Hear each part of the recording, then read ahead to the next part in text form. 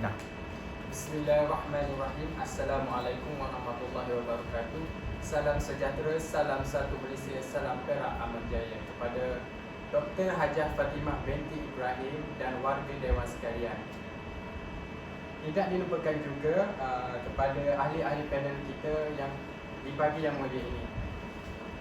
Okey, topik bual bicara kita pada hari ini adalah tentang skema tata cara pembentukan istilah. Okey, sebelum saya memulakan perbincangan pada hari ini, saya ingin memperkenalkan ahli-ahli panel kita kepada anda. Bersama saya dua ahli panel yang tidak asing lagi. Yang pertama, Saudara Haras Mukri bin Muhammad Nizam. Saudara Haras ini merupakan seorang guru pelatih di IPG Kampus Ipoh, ambilan Jun 2020 dalam bidang bahasa Melayu. Apa khabar saudara? Alhamdulillah, khabar baik. Okay, Alhamdulillah. Seterusnya, saya ingin memperkenalkan ahli panel kedua kita, iaitu Najmi Haikal Syahmi bin Muhammad Hadi, yang juga merupakan guru pelatih di IPG Kampus Ipoh yang mengambil bidang bahasa Melayu. Apa khabar saudara? Alhamdulillah, sihat. Okay, Alhamdulillah. Semua sihat belaka ya? Ya. Okey, seterusnya, sebelum saya memulakan perbincangan ini, izinkan saya mengupas sedikit tentang tajuk bual bicara tentang skema tata cara pembentukan istilah. Okey, istilah dalam bahasa Melayu merujuk kepada kata atau frasa yang digunakan untuk menyatakan sesuatu, konsep, objek atau idea. Istilah ini juga sering digunakan dalam bidang-bidang seperti sains, teknologi, perubatan, pendidikan, undang-undang dan banyak lagi. Okey, contohnya dalam bidang sains terdapat istilah seperti habitat, iaitu merujuk kepada tempat tinggal organisma hidup. Seterusnya, selain itu, eksperimen untuk merujuk kepada suatu ujian saintifik. Seterusnya, contoh lain ialah hipotesis yang merujuk kepada anggapan yang perlu diuji. Okey, istilah dalam bahasa Melayu yang sering kali berasal dari bahasa Arab, bahasa Parsi, Sanskrit, Tamil dan bahasa-bahasa lain yang mempengaruhi bahasa Melayu selama berabad-abad. Beberapa contoh yang juga diterjemahkan, beberapa istilah juga diterjemahkan dari bahasa Inggeris atau bahasa-bahasa asing lain yang relevan dengan perkembangan semasa. Penting untuk memahami istilah-istilah dalam bahasa Melayu agar dapat berkomunikasi dan berinteraksi dalam bidang-bidang yang menggunakan istilah khusus tersebut. Baiklah, soalan saya kepada panel pertama kita iaitu Saudara Haras. Seperti mana yang kita ketahui, Dewan Bahasa dan Pustaka telah menggariskan 7 langkah pembentukan istilah bahasa Melayu. Pada pendapat saudara, apakah langkah yang digariskan oleh Dewan Bahasa dan Pustaka dalam pembentukan istilah bahasa Melayu? Okey, baiklah. Terima kasih kepada Tuan Pengacara Majlis. Izinkan saya mulakan penerangan saya. Secara keseluruhannya, terdapat 7 langkah dalam pembentukan istilah berdasarkan skema tata cara pembentukan istilah. Okey, kita mulakan dengan langkah yang pertama dalam skema tata cara pembentukan istilah, ialah penggunaan bahasa Melayu yang lazim digunakan dan khususkan maknanya untuk mendukung makna istilah tersebut. Okey, untuk memudahkan penerangan saya akan memberikan beberapa contoh. Contoh yang pertama ialah istilah garis pusat. Okey, istilah garis pusat ini ialah membawa makna satu garis yang melintangi pusat satu bulatan yang diambil daripada perkataan bahasa Inggeris, iaitu diameter. Contoh lain yang boleh saya berikan ialah istilah defisit yang diambil daripada bahasa Inggeris juga, yang berbunyi defisit juga. defisit bermakna membelanjakan lebih duit berbanding dengan pendapatan yang kita perolehi. Yang langkah yang kedua ialah penggunaan perkataan dalam bahasa Melayu yang kurang lazim digunakan. Langkah satu ialah penggunaan yang lazim digunakan. Langkah dua, penggunaan yang kurang lazim digunakan. Antara contoh langkah yang kedua tersebut ialah istilah seperti cerakin yang membawa makna memisahkan, ketuha yang membawa makna oven dalam bahasa Inggeris, dan juga GC. Itu sahaja daripada saya. Kembali pada pengacara. Terima kasih saudara Haras. Jelas sekali kenyataan yang dinyatakan oleh saudara pertama kita, Faila. Apakah langkah yang seterusnya tentang pembentukan istilah bahasa Melayu? Silakan panel kedua kita. Baiklah, terima kasih Tuan Majlis. Seperti yang kita ketahui tadi, Haras telah menyerangkan tentang langkah 1 dan juga langkah 2. Seterusnya saya akan menyerangkan langkah yang ketiga dalam skema tata cara pembentukan istilah bahasa Melayu, iaitu penggunaan perkataan bahasa serupun atau dialek Melayu yang lazim digunakan. Penggunaan perkataan bahasa serupun atau dialek Melayu yang lazim digunakan adalah penting dalam pembentukan istilah bahasa Melayu. Hal ini kerana memastikan istilah tersebut lebih mudah difahami oleh pembaca atau pendengar yang berasal dari pelbagai kawasan dan latar belakang. Selain itu, ia juga memperkukuhkan ikatan antara bahasa Melayu dengan bahasa-bahasa serupun. Antara contoh perkataan yang digunakan ialah seperti awet yang membawa maksud tahan lama atau tidak rosak. Maksud ini diberikan oleh DBP. Perkataan ini berasal daripada bahasa Jawa yang digunakan secara meluas dalam bahasa Melayu, terutama dalam bidang pemakanan. Seterusnya, bagi langkah keempat pula ialah perkataan bahasa serupun atau dialek yang sudah tidak lazim digunakan. Ia berbeza dengan langkah 3 tadi, istilah yang lazim digunakan. Tapi pada langkah keempat pula yang tidak lazim digunakan. Tujuan perkataan ini adalah untuk memperkaya kosakata bahasa Melayu dengan istilah-istilah yang jarang digunakan oleh kita, tapi ianya masih lagi relevan dan bermanfaat. Antara contoh perkataannya ialah diam, iaitu berasal daripada dialek Johor yang membawa maksud sinonim seperti jeram, air terjun dan juga latar. Sekian itu saja. Kembali kepada pengacara majlis. Terima kasih kepada ahli panel kedua kita kerana menerangkan dengan terperincinya langkah ketiga dan keempat yang digariskan oleh Dewan Bahasa dan Pustaka sebentar tadi. Okey, seterusnya saya tujukan soalan ini kepada panel pertama, saudara Haras. Okey, bagaimana pula dengan langkah kelima dan langkah keenam pembentukan istilah bahasa Melayu? Silakan. Langkah kelima dan langkah keenam ni lebih kepada penggunaan bahasa Melayu, penggunaan istilah bahasa Melayu daripada bahasa asing. Contohnya bahasa Inggeris, bahasa Jerman dan bahasa lain lagi lah. Okay, langkah yang kelima terus kepada perkataan atau istilah daripada bahasa Inggeris.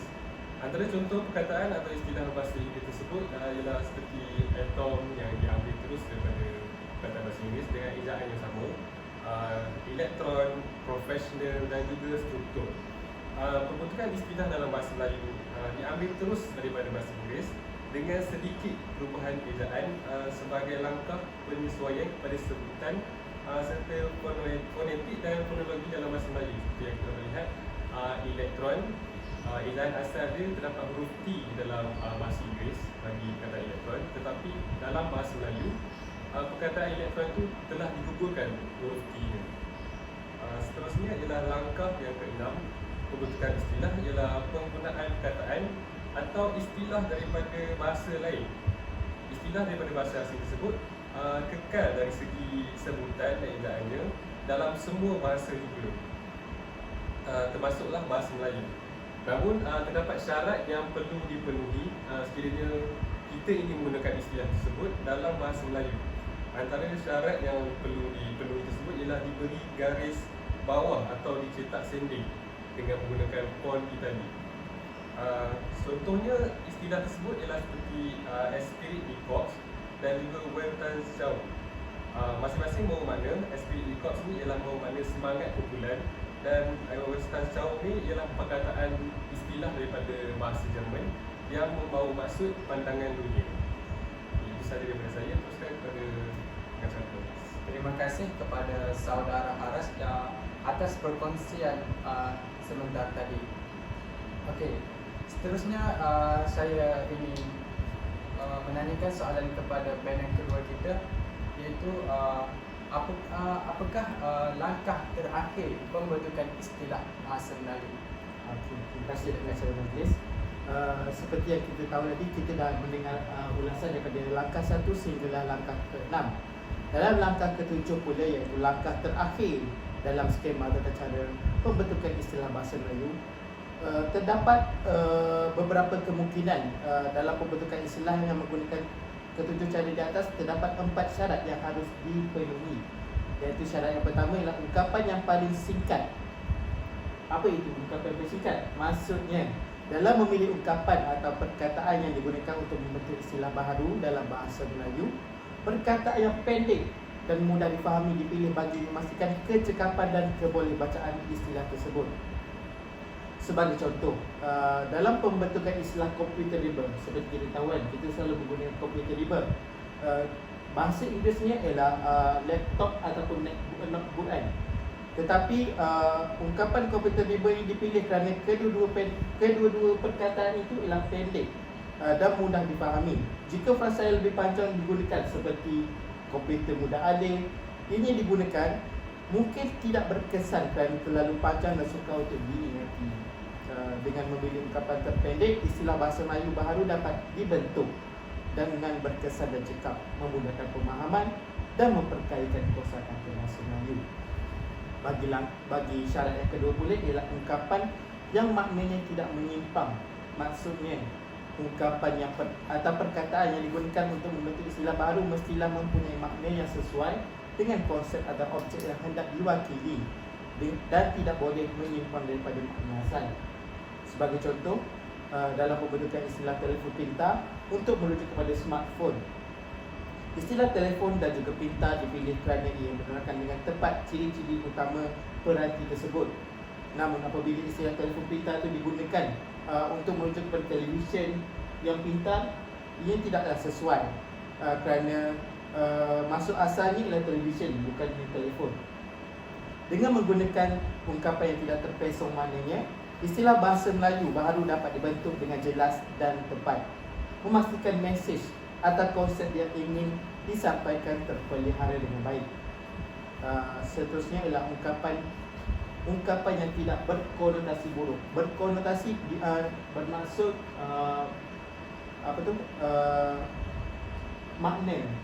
Jadi sesuatu ungkapan atau perkataan yang digunakan untuk membentuk istilah baru perlulah mempunyai makna yang positif atau tidak berbentuk negatif, yang boleh membawa kepada persepsi buruk terhadap objek atau konsep yang ingin diwakili. Sebagai contoh, dalam pembentukan istilah penyakit langit untuk merujuk kepada cacar, istilah tersebut mempunyai konotasi yang tidak baik dan boleh menimbulkan ketakutan atau stigma negatif kepada orang yang terkena penyakit tersebut. Sebaliknya, istilah chickenpox atau varicella ialah ungkapan yang mempunyai konotasi yang kurang buruk daripada dan sesuai digunakan. Dengan menggunakan ungkapan yang tidak berkonotasi buruk, istilah bahasa Melayu baharu dapat dibentuk dengan secara objektif dan neutral, memastikan mesej atau konsep yang ingin disampaikan tidak dicemari oleh persepsi negatif dan tidak sesuai atau tidak wajar. Ungkapan yang sedap yang terakhir ialah ungkapan yang sedap didengar. Maksudnya, ungkapan atau perkataan yang digunakan untuk membentuk istilah baru mestilah mudah disebut dan mempunyai nada atau suara yang sedap didengari. Dengan menggunakan ungkapan yang menarik, istilah bahasa Melayu baru dapat dibentuk dengan lebih cantik dan juga anggun, memudahkan pembaca atau pendengar mengingati dan menggunakan istilah tersebut. Ini juga dapat membantu meningkatkan daya tarikan dan populariti istilah Melayu di kalangan orang ramai. Sekian itu sahaja. Kembali kepada kita semua. Terima kasih kepada saudara Najmi, ahli panel kita yang kedua. Sekarang sudah terang lagi bersuluh bahawa pembentukan istilah bahasa Melayu merupakan suatu usaha dalam mengubah istilah bagi mengisi peranan bahasa Melayu sebagai bahasa rasmi, bahasa ilmu dan bahasa kebangsaan. Dewan Bahasa dan Pustaka telah memainkan peranan mereka dalam buku pedoman umum pembentukan istilah bahasa Melayu dengan mengemukakan 7 langkah dalam proses pembentukan istilah seperti yang kita dengar daripada ahli-ahli panel kita sebentar tadi. Baiklah, seterusnya saya ingin bertanya sekali lagi kepada saudara Najmi. Bolehkah saudara Najmi terangkan pedoman atau pegangan dalam bidang pembentukan istilah baharu yang digunakan oleh bahagian peristilahan Dewan Bahasa dan Pustaka? Baiklah, saudara pengacara majlis, bahagian peristilahan DBP atau Dewan Bahasa Pustaka menggunakan satu pedoman atau pegangan dalam bidang pembentukan istilah baru. Secara terperinci, pembentukan istilah baru hendaklah berdasarkan kepada sikap dan pandangan yang progresif dan fleksibel bagi bahasa Melayu moden. Di samping itu, istilah baru hendaklah yang praktis. Hal ini bermakna istilah tersebut boleh mudah untuk digunakan dan menepati bidang yang mengaplikasikannya, sama ada bidang ilmu atau masyarakat pemakai bahasa tersebut, yakni bahasa Melayu. Selain itu, penyelarasan juga perlu dilakukan dengan istilah yang dibuat dari negara jiran kita, iaitu negara Indonesia. Perkara tersebut dijadikan pedoman untuk memperlihatkan kekayaan pembedaran kata bahasa Melayu, malah mempunyai sistem yang berstruktur dalam kekuatan bahasa Melayu Indonesia. Akhir sekali, pembentukan istilah asal atau istilah antarabangsa untuk memudahkan penggunaan oleh masyarakat. Sekian itu saja. Terima kasih kepada saudara Najmi kerana telah menjawab soalan dengan petahnya mengenai pedoman atau pegangan dalam bidang pembentukan istilah baharu yang digunakan oleh bahagian peristilahan Dewan Bahasa dan Pustaka. Saya teruskan soalan kepada panel pertama, iaitu saudara Haras. Apakah proses pembentukan istilah yang perlu dilalui? Baiklah, proses pembentukan istilah terbahagi kepada dua, iaitu yang pertama ialah proses pinjam terjemah dan yang kedua ialah melalui proses pinjaman. Proses pembentukan istilah dalam bahasa Melayu sering dilakukan melalui proses pinjam terjemah. Baiklah, dalam proses ini istilah baru dibentuk dengan meminjam perkataan dari bahasa Melayu jati ataupun bahasa seruput, kemudian memberikan makna baharu untuk mendokong istilah tersebut atau memberikan konsep baharu yang sebelumnya tidak ada dalam bahasa Melayu. Pelaksanaan proses pinjam terjemah dapat dilihat dalam buku pedoman umum pembentukan istilah bahasa Melayu. Dalam proses ini terdapat 5 proses kecil dalam pinjam terjemah yang digunakan dalam pembentukan istilah bahasa Melayu. Yang pertama ialah terjemahan langsung. Contoh proses terjemahan langsung adalah penggunaan kata sukatan sebagai terjemahan untuk perkataan dos yang diambil daripada bahasa Inggeris yang sering digunakan dalam bidang perubatan, seperti dos ubat, sukatan ubat untuk penyakit yang dialami oleh seseorang, dan kelepapan sebagai terjemahan untuk humidity. Perkataan yang sebelumnya bersifat umum kini telah dinaikkan tarafnya menjadi istilah yang mendukung makna tertentu. Seterusnya ialah contoh penggabungan dua kata umum adalah penggunaan kata seperti peluru berpadu untuk perkataan bahasa Inggeris, iaitu missile, periuk api untuk perkataan landmine, dan sudut tepat untuk perkataan right angle. Dengan menggabungkan dua kata umum ini, istilah baru yang menyokong konsep tertentu dapat dibentuk. Seterusnya kita teruskan kepada contoh penciptaan kata baru yang tidak pernah ada dalam bahasa Melayu. Contohnya penggunaan kata kemas kini untuk update. Seperti yang kita tahu, perkataan update ini tidak ada ketika zaman dahulu. Perkataan ini baru saja muncul setelah generasi X, Y dan Z menggunakan untuk mengaplikasi di dalam media sosial. Okey, seterusnya perkataan tunggakan untuk areas dan tata rajah untuk configuration.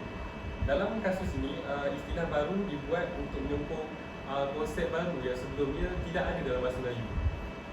Seterusnya, contoh perluasan makna adalah penggunaan kata hakis sebagai istilah untuk erosion dan kikis sebagai istilah untuk corrosion dalam bahasa Inggeris.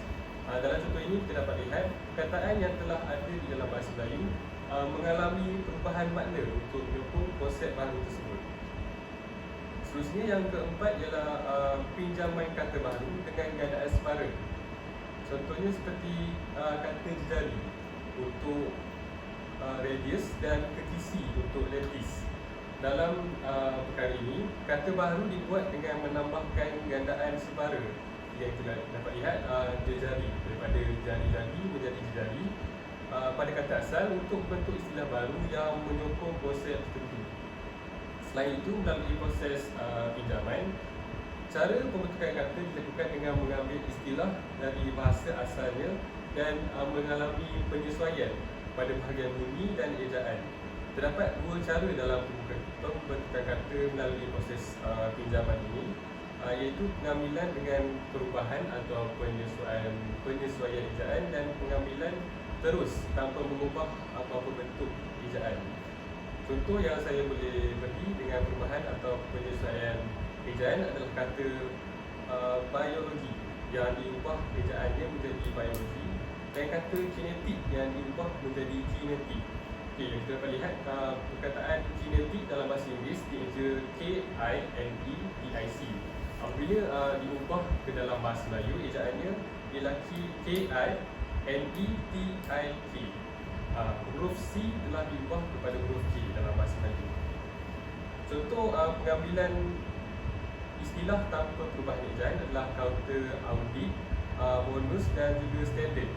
Perkataan ini diambil terus daripada bahasa Inggeris dan dimasukkan ke dalam perbendaharaan kata bahasa Melayu tanpa diubah ejaan dan bunyinya.